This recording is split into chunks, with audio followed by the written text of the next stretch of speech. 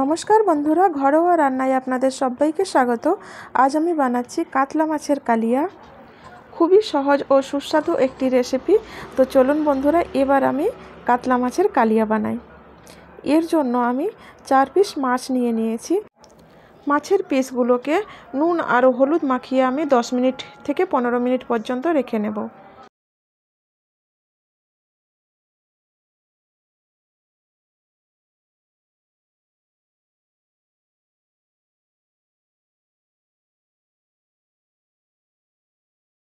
ফিরে এলাম 10-15 মিনিট পর। এবার আমি মাছগুলোকে ভেজে নেব।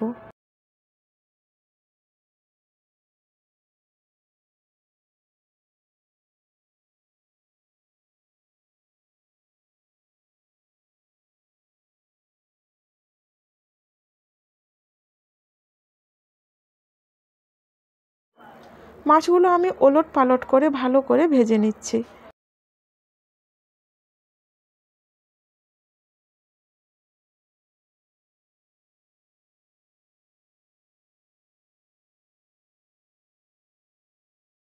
মাছ ভাজা হয়ে গেছে। এবার ওই তেলেই আমি দেব পেঁয়াজ ফোড়ন।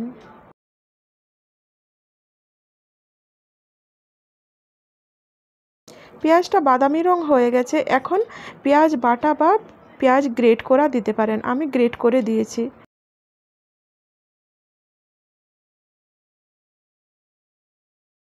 পেঁয়াজটার রংটা দেখুন একটু বদলে গেছে, বাদামি রং হয়ে এসছে। এখন দিয়ে দিলাম আমি আদা বাটা আর রসুন বাটা। কিছুক্ষণ নেড়ে নেব যাতে করে আদা রসুনের কাঁচা গন্ধটা চলে যায়। এবার দিয়ে দেব ঘরে থাকা যে সমস্ত শুকনো মশলাগুলো। দিলাম ধনে গুঁড়ো, জিরে গুঁড়ো, এবার দিলাম একটু লঙ্কার গুঁড়ো আর দেব একটু হলুদ গুঁড়ো। একটু জল দেব যাতে না পুড়ে যায়।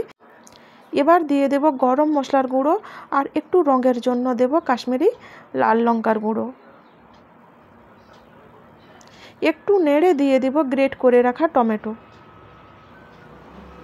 টমেটোটা একটু নেড়ে নিয়েছি আর দিলাম স্বাদ অনুসার নুন দিয়ে মশলাটাকে এবার ভালো করে কষিয়ে নেব। দেখুন কষানো হয়ে গেছে, তেল আর মশলা আলাদা হতে শুরু করেছে। এবার আমি দিয়ে দেব ভেজে রাখা মাছগুলো।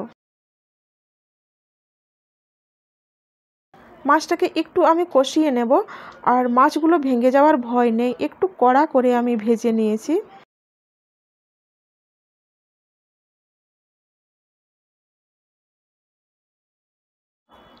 একটু সামান্য জল দিয়ে আমি কষিয়ে নিচ্ছি।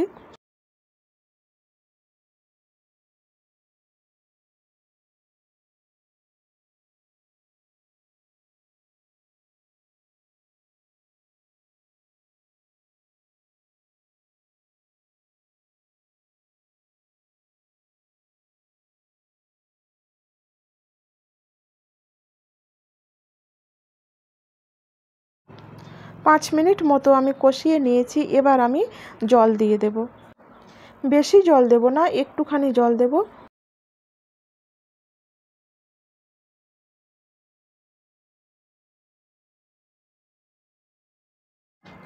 রান্নাটা দেখুন ফুটে উঠেছে। এখন আমি দিয়ে দেব ধনে পাতা আর দেব কারি পাতা।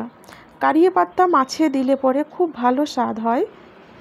আর যদি কারি পাতা দেন তো এই রকম ডাল সমেত দেবেন, তাহলে পরে পাতাগুলো তুলে ফেলতে সুবিধা হবে।